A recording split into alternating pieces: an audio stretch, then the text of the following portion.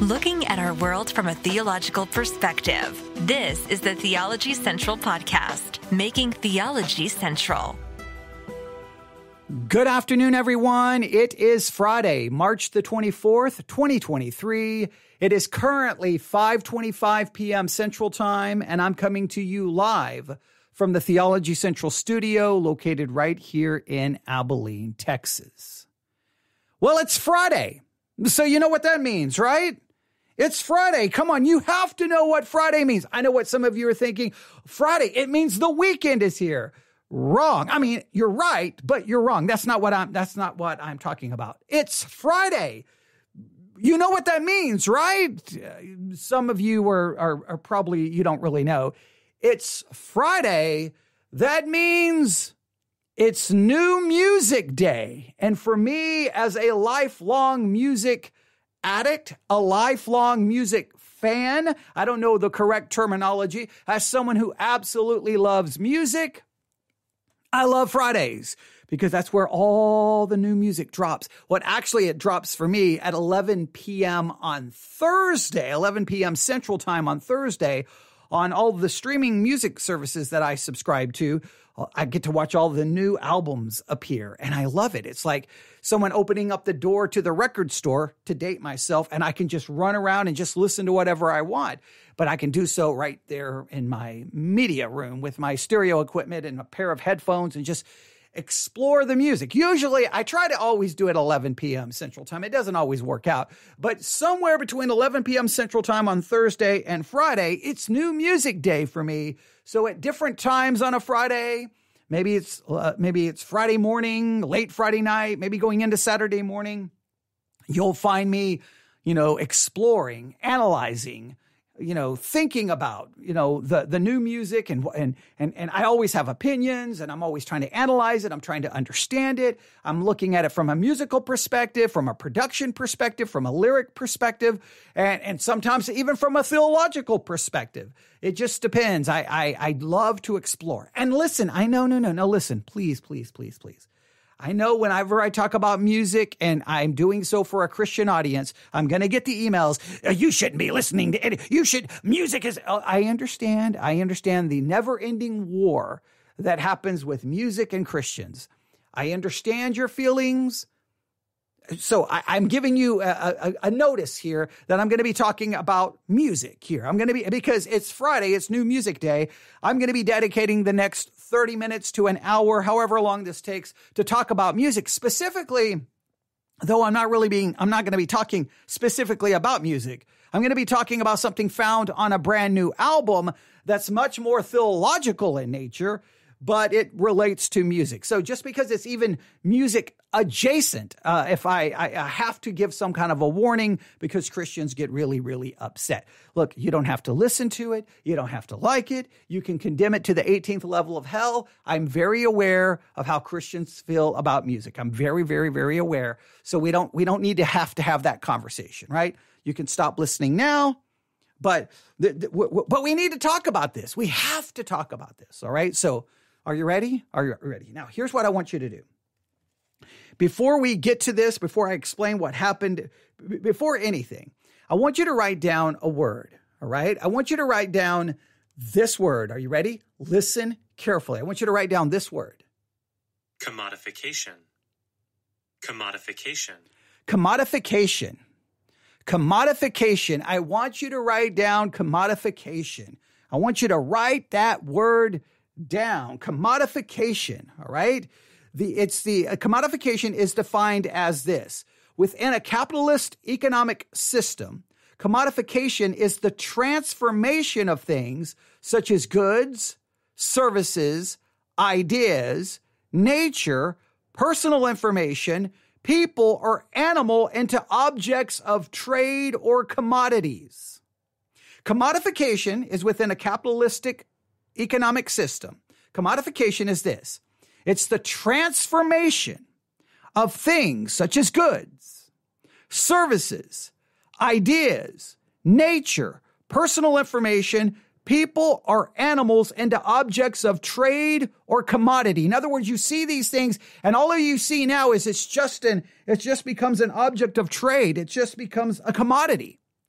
That's all it is. In other words, you don't see it as a person. You don't even see it as information. You just see it. Oh, how can we sell it? How can we buy and sell this? How can we make money off of this? And this is very true in a capitalistic system. I'm not here saying capitalism is good or capitalism is bad. I'm not here to get into that debate. But you can see that you could have something, it could be a beautiful piece of art within a capitalistic society. Well, how can we make money off that piece of art? It could be a beautiful piece of poetry, but in a capitalistic society, well, how can we make some money?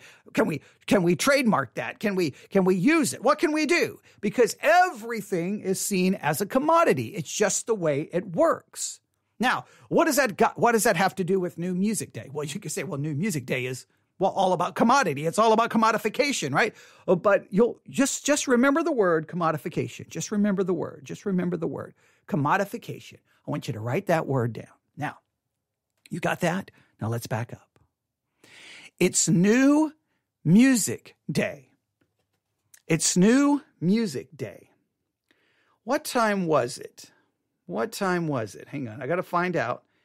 At somewhere, let's see, what time was it? At 8:49 a.m. At 8:49 a.m. this morning, I received a text from my daughter, and it said, have you listened to Lana's new album? She's referring to Lana Del Rey. And I said, yes, I started it and immediately realized I'm going to need to spend some time focused really on this album and really dig in. And then she said, well, my friend Hannah texted me this morning and asked if you had listened to it, right? So my daughter's friends are asking, hey, has your dad listened to this? Because anyone who has any information about me know how much I love music.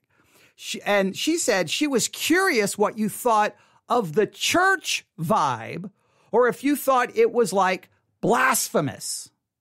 So her friend was like, hey, has your dad listened to the brand new Lana Del Rey album? Wait, does he think it's blasphemous because it has this church vibe? That's her word, church vibe. Well, at the time, I wasn't really giving it much thought about the church vibe, because here's my take. If you've been it's been a trend for a while in pop music.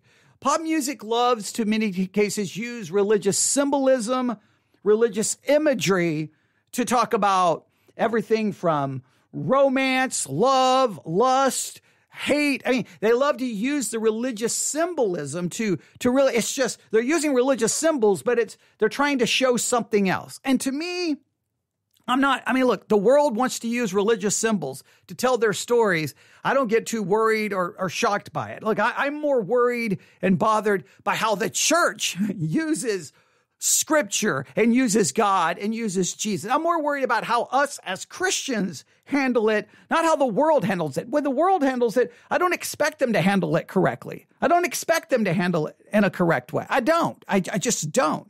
And that's that. Some people get mad. They're like, no, you need to condemn how the world is using it. Look, what the church we have enough problems on our own, right? So why worry about anybody else? So I didn't really give it much thought. But I kept working on the album and listening to the album. So here first, I'm going to give you a little bit of information, all right? The name of the album, I'm going to go to the album really quick. The name of the album is Did You Know There's a Tunnel Under Ocean Boulevard? Did you know there's a tunnel under Ocean Boulevard? Talk about an album title. Did you know there's a tunnel under Ocean Boulevard by Lana Del Rey? Now, let me make it very clear. This is not a Christian album, okay? It is not. It has explicit language. You just need to know that. I'm not telling you to listen to it. Some people may even find the cover to be disturbing. I'm just telling you, there's nothing Christian about it, but I'm telling you how this all went down. So it starts with my daughter asking me if I've heard it. I've listened to some of it. But I knew I needed more time to dig into it. Her friend saying, hey, did your dad listen to it? What does he think about the church vibes? Does he think it's blasphemous?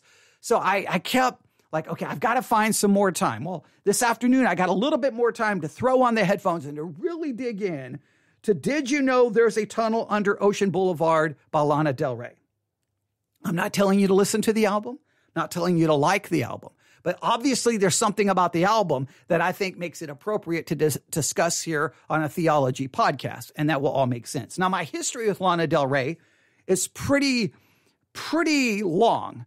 When she very first came out, I started telling the doctors I worked with, it was New Music Day, and we were having a big discussion about new albums and new things. And to one of the doctors, I was like, there's this girl, Lana Del Rey.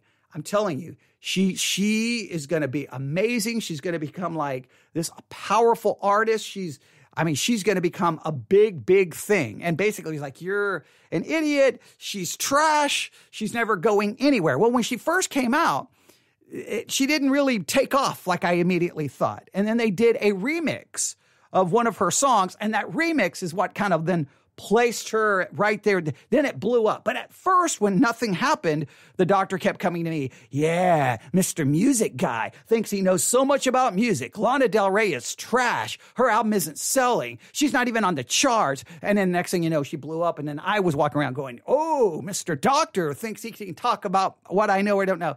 So I have this long history with trying to be like a kind of her supporter, that I think that she is this very talented songwriter. I think she's greatly underappreciated. I think she's definitely for some weird reason misunderstood.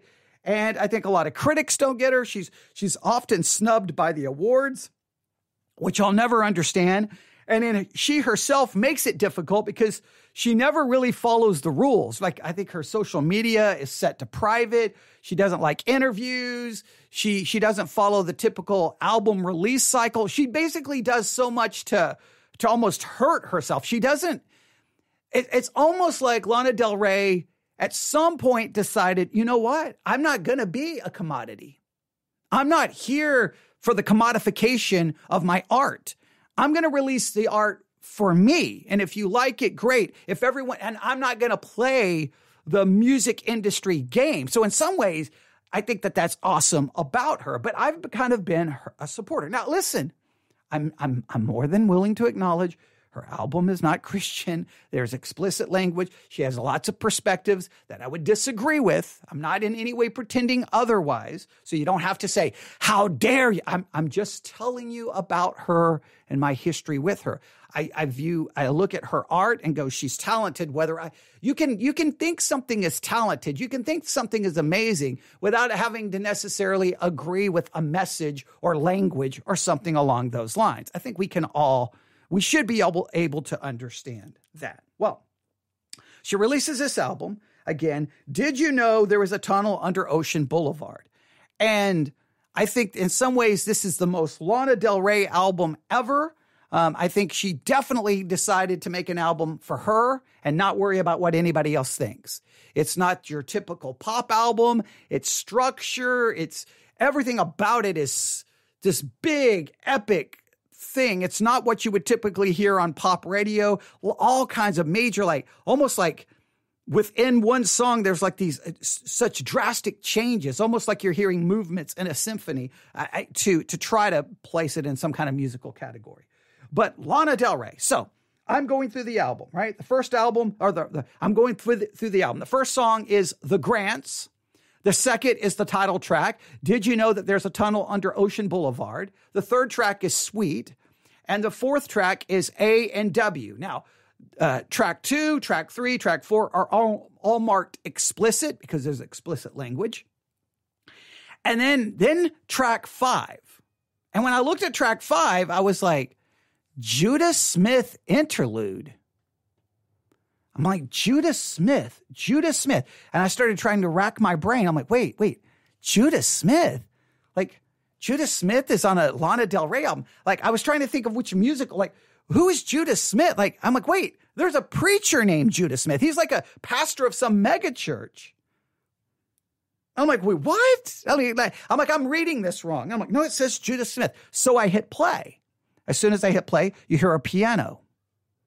And then all of a sudden you hear this audio come in that clearly the audio was not recorded like from the microphone, but it was recorded like from someone's phone.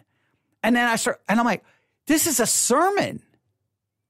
This is a sermon clip. It's 4 minutes and 37 seconds. Okay, about let's say 4 minutes. to me because you've got kind of the intro and the outro of a piano. I'm like, this is Judah Smith. This is a clip from a sermon recorded from someone's phone. Like, they didn't even go find the actual sermon and rip the audio. No, this was recorded from the sermon. And then you figure out, wait a minute, from what I can tell, what I've been able to research, Lana Del Rey was at the church, recorded it with her phone, and in it you can hear her, it sounds like her or her friends either laughing or saying things in regards to what Judah Smith is preaching. And I'm like, well, wait a minute. Well, immediately I was like, I bet you this stirs up some controversy. Well, a lot of people who are pro-LGBTQ, liberal, left, they're like, how dare she give any minutes to this, horrible pastor. In fact, one news article reads something like this. Let's see here. One news article reads like this. Yes, Lana Del Rey's album features a homophobic pastor, but it's not what you think. All right. So immediately there's some people like all fired up, like, how dare she do this? Like, not happy at all. They're very upset because they're like, he's a homophobic pastor. He preaches against homosexuality. How dare she put him on the album? So now I'm really intrigued, right? So there's controversy with those on the left. Now, I know, obviously, anyone on the conservative side is like, how dare Lana Del Rey even mention God because she's evil, right? So I'm like, well, this is typical Lana Del Rey. She's going to tick everyone off, which, again, I kind of like that attitude, like, go for it. But I was intrigued, like, what's the deal with this sermon? Why is this sermon here? Like, what is she trying to do? So then I had to start putting on like my detective hat and go full-blown music analysis, music analyst, and start analyzing this. Now, I don't even know if I have this all figured out yet. So I'm inviting you, for those who won't be too offended, to pull up the Lana Del Rey album on your music streaming service, whether it's Spotify, Apple Music, and Dolby Atmos with spatial audio. It's beautiful, but I'll digress. And I'm going to give you like how you're going to have to, you can't just listen to the sermon clip. You have to listen to the song before, which is called A&W, and that's not A&W root beer. That stands for American, just so that nobody gets offended, be warned, that stands for American Whore. That's what it stands for. A&W stands for American Whore. So clearly that's the song that comes before Judah Smith's interlude, which is 4 minutes of a sermon. So Lana's trying to do something here. She's trying to make a point. And I think that commodification is maybe the point she's trying to make. I think. But let me read the words of the sermon. Now, I could go find the sermon because there's news articles everywhere about this. So the sermon is probably going to get a lot of attention. But I'm just going to read the sermon because if you look up on Apple Music and you click on the song and you go to the lyrics, they have all the lyrics from the sermon. All right? So I'm going to read them to you. Then we're going to try to put this in context, try to understand what it means maybe for what Lana Del Rey was trying to say, but I want to look at it of what it could possibly say for us in the church. Now, I know that's not what Lana Del Rey is attempting to do, but I'm going to try to do that from a thought because we try to make theology central here. That's why we call this the Theology Central podcast. And what's fascinating to me is in a roundabout way, this is connected to the sermon review I did earlier today that was an utter train wreck.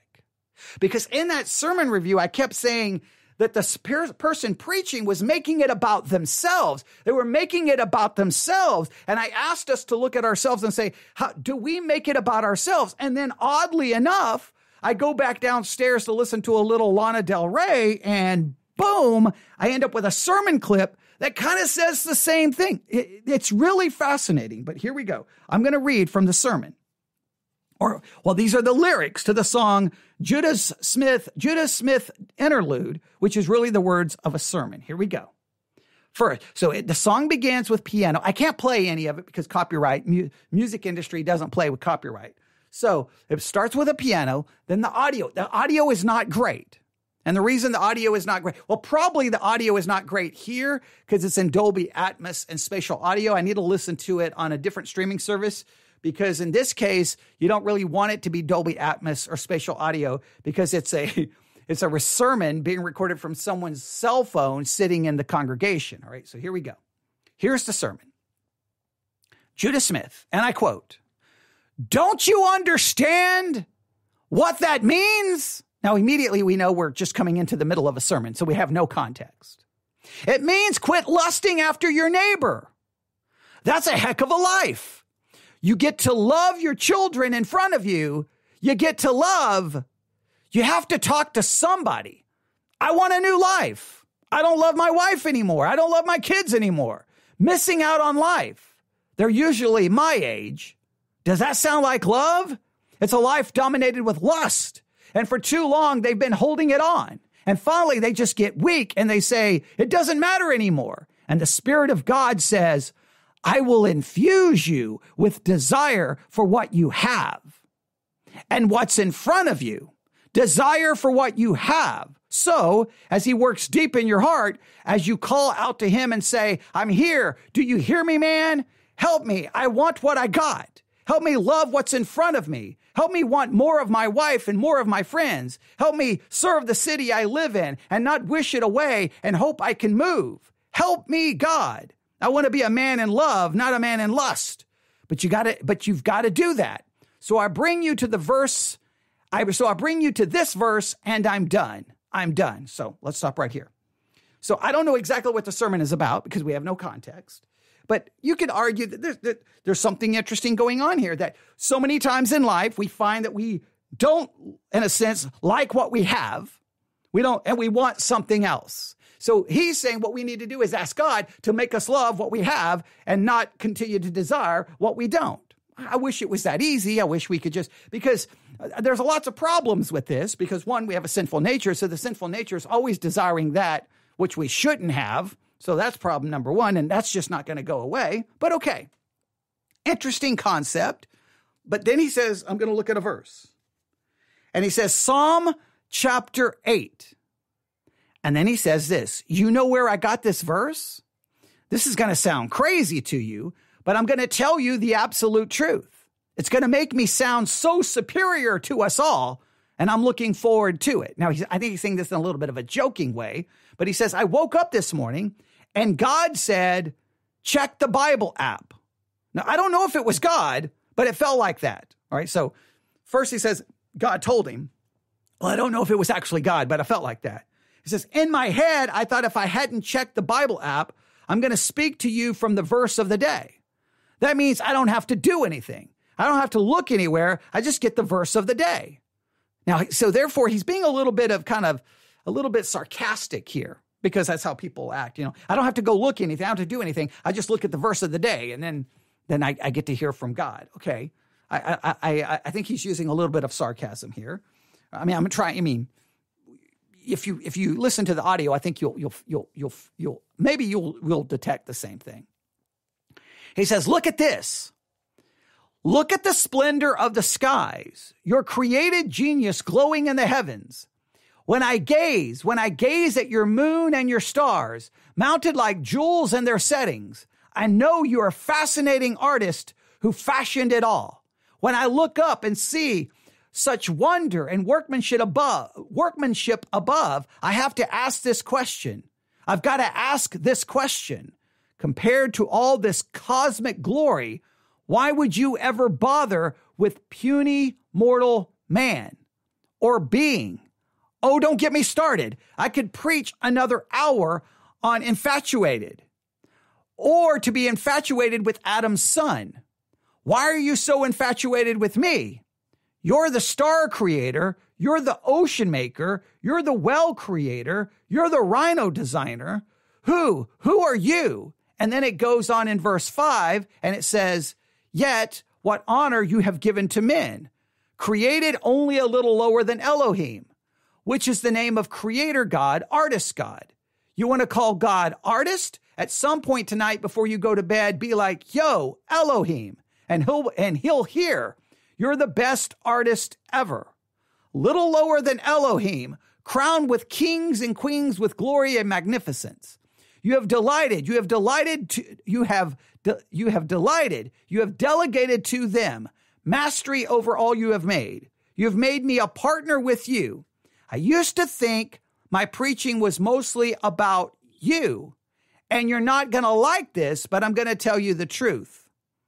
I've discovered my preaching is mostly about me. Now, that's a rambling, like it almost seems disconnected, right? On one hand, hey, we should love what we have and not crave what we don't. All right, that's the idea of maybe contentment. Okay, now we're going to go to Psalm 8. We're going to see how great God is. And because we see how great God is, then we realize, well, God, if you're so great, then why would you have any focus on me? Okay, all right. But at the same time, if God is so great, then why do we have any focus on anything else? You could go both ways. And then he says these words. I used to think my preaching was mostly about you, and you're not going to like this, but I'm going to tell the truth. I've discovered my preaching is mostly about me. Now, when you make the sermon mostly about you, why are you making it about you? Is this somehow the commodification of preaching, where we take preaching and it's supposed to be about God? We make it a commodity so that we can then basically use it to buy what we want, which is our own recognition, our own self-exaltation, our own, to make us the star of the show? Does it have something to do with commodification? Now, there's been a lot of speculation about what in the world is going on here. There's a lot here to try to figure out what is happening here. In not only why did Lana Del Rey grab this clip? I mean, obviously she recorded, I don't know how much of the sermon she recorded off her phone, but why this clip? Like, what was she trying to say? And there's some speculation about what was going on. So here's some thoughts. All right. And maybe you can spend the weekend trying to figure this out as well, if you so desire. Now, remember the interlude, Judah Smith's interlude, appears on the album immediately after the song A&W. And again, which is not A&W root beer. No, it is an abbreviation for American whore. And if you listen to the song, at least I think this is true, the song finds basically her examining herself in past, present, and future, twisting parts of her identity into a mangled investigation of the different eras of her career. That's what it feels like. That in a sense, she's in a sense examining herself, past, present, and future, and then looking at all of this into the different eras of her career. The result is kind of I think it's compelling. It's about 7 minutes long. And in some ways, is it kind of mocking, kind of making fun of her own commodification? Now, remember, I told you that word? And around, is she looking at her own commodification? Is she looking at all the personas that fans and critics have thrust onto her? Like, in a roundabout way, she's like, here's all the errors of my career, but in a sense, she's kind of mocking it. Like really, I've been turned into a commodity by music critics and everyone thrusting these perspectives on me. Like, do we see Lana Del Rey as a victim of violence? Do we see her as a damsel in distress? Do we see her as an empowered icon? Do we see her as a kind of a fake religious dilettante? Do we see her as someone whose best friend is Jesus? How do we see Lana Del Rey? How do we see her? And she's saying, like, I've become such a commodity that I've been turned into something else. I've been made into a commodity that people buy and sell, and by imposing their own perception on me. All right. That's A&W. Now, if you examine the sermon against that, is it supposed to be ironic? I mean, in a roundabout way, I mean, Del Rey would be the exact kind of person who would attend a celebrity-studded megachurch, right? She would be there in a sense to either to cleanse her own soul or to basically lambast its intrinsic flamboyance that you would find in a megachurch. Is she there to kind of mock it? Like, is there something ironic? Because if you listen, she's doing that within the song. Throughout the sermon, you can hear Del Rey, according to at least one source, that it is Del Rey and her friends can be heard laughing as Smith winds around his point. That's according to one article. That, hey, that's Lana Del Rey. You can hear her on the song while the sermon is playing. That's her laughing. That's her and her friends. Now, because they find this part of the sermon ironic, like I don't know exactly why, but here, possibly it could be like this. Talking about God as a massive, all-powerful, powerful being that Judah Smith kind of relies to God as how great he is, how powerful, how massive he is. You can kind of hear Del Rey mumbling, yeah. But is she doing so almost with a winking sarcasm? Other times, she seems to not be able to hold back her distaste for Smith's cringy absurdity. When Smith refers to God as the rhino designer, Del Rey and her friends giggle and question, rhino designer? So now, again, you can have to listen to it and try to pick up all of the nuances. But here is how I want to quote this. But what really drives this home is how Del Rey uses the interlude as a means to an end. The excerpt of Smith's sermon ends with the preacher discussing his own career in a larger existential setting. I quote, "I used to think my preaching was mostly about you," Smith says. "I've discovered my preaching is mostly about me." This ending frames the song not just within the context of Del Rey's new album, but her entire career. Ever since her first album, Born to Die, was released in 2012, her fan base narrowed significantly from those who loved her top 40 adjacent hip-hop sad girl persona to those who preferred the delicate, trippy poetry of her more recent and much more diverse work.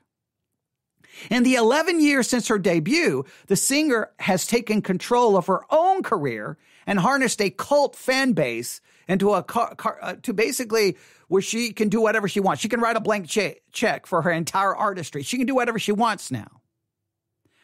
Del Rey's preaching is no longer about speaking to anyone else's sensibilities or relating to the masses. It's about finding a grounding point for herself. And while Judah Smith's interlude might be a point of contention for fans, it's ultimately an ironic and inflammatory send-up of commodified spirituality and a reminder that Del Rey's artistic ethos is firmly about pleasing no one but herself. Now, I'm going to read that again. I want you to listen to this carefully. Del Rey's preaching is no longer about speaking to anyone else's sensibilities or relating to the masses. In other words, she's gone through all of these different stages. She's been seen all of these different ways. And many of the people who loved her at the beginning no longer love her. Some of the people who love her now didn't love her at the beginning because she's kind of done things her own way. But because she's gone things her own way, she now basically has a blank check to do whatever she wants. She can be as artistic as she wants because she doesn't care about pleasing anybody else. Now, so let me read this again. She's no longer speaking to anyone else's sensibilities or relating to the masses. It's about finding a grounding point for herself. And while Judah Smith interlude might be a point of contention for fans, yes, some fans are ticked off that it's there because he's the homophobic pastor. How dare she put him on her album? Is it not ultimately an ironic and inflammatory send-up of commodified spirituality. Now, let's stop right there. Commodified spirituality. See, this is where, in my mind, it stops becoming about Lana Del Rey and it becomes about us. It becomes about us. Now, I'm going to look up something here. I'm going to look up that phrase, commodified spirituality, because I love the phrase. I love the phrase. All right. Now, let's see here. The commodification of spirituality. Let's see here. Well, I wanted to find. It says the increased commercialization of spirituality has basically begun to impact all, and they name all of these different areas where it's begun to impact things. All right. So, they begin in this article to talk about how all of spirituality, not just within Christianity, but within the broader context of culture, that everything from yoga to you name it has been turned into a commodity. Now, we can look at how spirituality has been commodified within culture, but how has spirituality been commodified within the church? Now, is she utilizing the sermon clip in a sense to do kind of a send-up over and as an ironic and inflammatory send-up of commodified spirituality and a reminder that Del Rey's artistic ethos is firmly about pleasing no one but herself. In other words,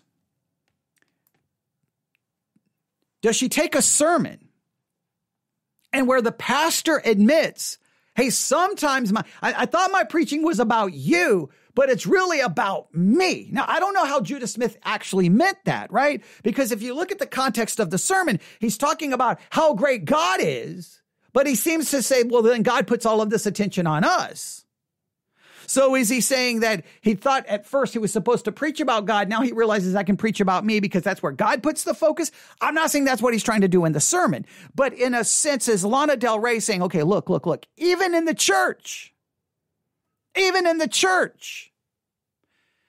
God is a commodity that we buy and sell for our own benefit, that we make it about us. And so as in the music industry, we, the artists, become the commodity that is bought and sold for everyone else to label us for whatever we want. So I'm not going to play that game. I'm not going to be the commodity. I'm going to just make what I want for me. I'm going to make it, in a sense, in this case, I'm going to make it about me. I'm not going to be the commodity. In other words, if those in the church can make their preaching about them, can I make it about me? Is she trying to say that, or she's trying to say that, hey, Christians turn God into a commodity for their benefit. I'm not going to let the music industry turn me into a commodity. Like you could analyze this a couple of different ways. And I don't know exactly which way she's going. But it's so fascinating that in A&W, she's kind of like, I'm viewed these different ways. And then she goes into this interlude where this like, hey, want what you got. Stop lusting for what you don't have. Hey, remember how great God is, but just remember, God makes it about you. And seems to kind of where Judah Smith goes. And hey, I used to think my preaching was about you, but I realize now it's about me. And then that's the end. We have no context. And then somehow she takes that. Now, what is she trying to do with that? She's trying to say even Christians use God to make it about them. So I'm going to use music to make it about me, or, hey, people use God as a commodity to make it about them. Well, I'm not going to let the music industry turn me into a commodity. I'm going to refuse that. They're not going to make this about this. They're not going to make this about them. I'm going to take control. Like, I don't know which direction you want to go, but it brings up the whole bigger subject to me. two really concepts.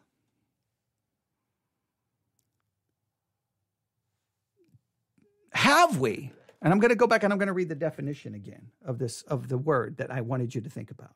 I really want us to think about this. And I know this is taking a kind of a kind of a winding way, but I really want, just because everyone's talking about, you just look up all the news articles about the Judah Smith sermon in Lana Del Rey's new album. There's a lot of them. There's a lot of them. But commodification. So I want to think of it about two ways. In what ways have we turned God? Have we turned the preaching of God's word? Have we turned the church into a commodity? That we've taken our spirituality, the commodification of Christian spirituality, and we've turned it into a commodity that we buy and that we sell. Where do you think commodification has entered into the world of Christianity? And then secondly, how do you think in so many cases we've turned what's supposed to be about God and we've made it about us?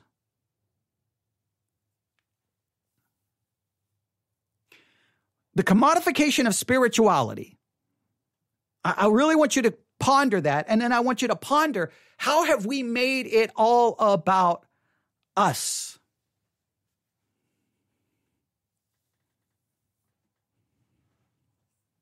That's what I want to leave you with. Now, you can try to analyze what she's doing with the sermon. You can. And I would love to get your music analysis and your lyric analysis if you want to participate. But listen, just note, the album is not Christian, okay? I don't want anyone to get offended. You definitely don't want to listen to the earlier songs. Let's see, is A&W marked explicit? Let me look. Because I don't want you to even listen to A&W. I think A&W, I'm almost positive it is. Yeah, A&W is explicit as well. You can probably find a clean version of it. I think some of the streaming services offer well, some people don't like the word censored, the clean version. So if you can find it, then listen to that. But you can listen to A&W and then you can listen to the sermon. I think you have to listen to A&W and then the sermon, and then you can tell me what you think she's trying to do. Maybe you have a completely different vantage point of this, but I've struggled to go which way she's going. But that sermon clip ending with, I used to think my preaching was about you, and then basically I've realized it's about me.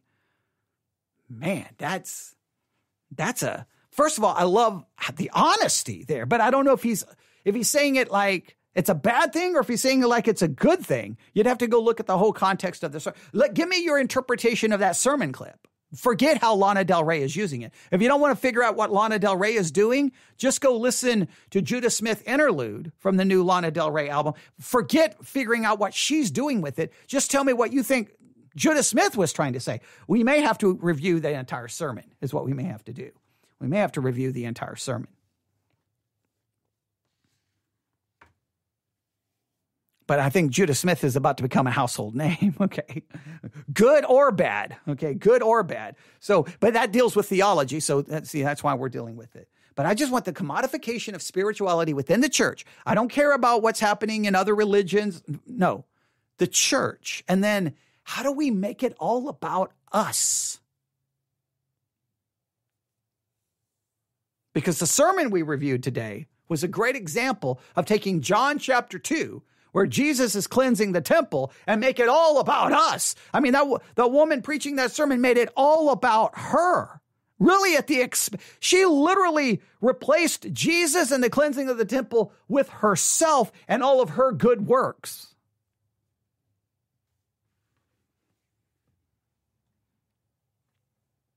All right, I know this is a really impromptu broadcast today, and I don't know if nobody may benefit from it. Nobody may find this interesting, but I had to talk to someone. I tried to text my daughter back and she wasn't responding. I'm like, someone talk to me about Lana Del Rey. Someone, somewhere. Okay, please. Okay. Because I'm fascinated by the whole thing. I don't quite understand it, but I know I'm going to be trying to figure it out. So if you try to figure it out tonight, message me, email me, something.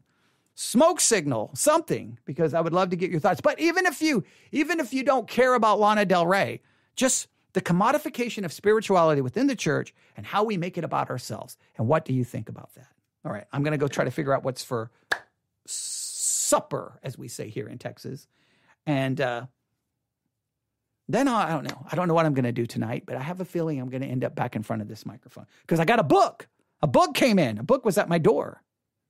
I did a podcast about a book. So we may do a little, we may do a little review of the book that I got. I already told you about the book. I told you I was going to order it and I got it. So it showed up at my door. So we'll talk about that. All right. Thanks. It's Friday evening. I don't know what you're doing tonight, but if you don't have anything else to do, make sure you have the Church One app and the notifications on. Church ONE, download the Church ONE app. Search for Theology Central, choose us, and maybe you can hang out with me this Friday evening. I don't really have anything else to do, so maybe I'll just sit here and do worthless podcast episodes that are of no value to anyone. But at least you have someone to hang out with, all right? So maybe I'll do that. I don't know. Maybe my whole night's about to change. Who knows? We'll see. All right. I can't wait to look at the email box on all of this one. newsif@yahoo.com. newsif@yahoo.com. Now, if you hear everyone talking about the Judah Smith sermon on the Lana Del Rey album, you can say, I heard it first on the Theology Central podcast. There you go. And I gave you some possible ways to interpret it. I don't know. I keep debating it. Which way? What is she trying to say? I don't know. I don't know if anybody really knows. It's Lana Del Rey. Do we ever know what she's trying to say? That's really that's really a bigger thing. But all right. Everyone have a great night. God bless.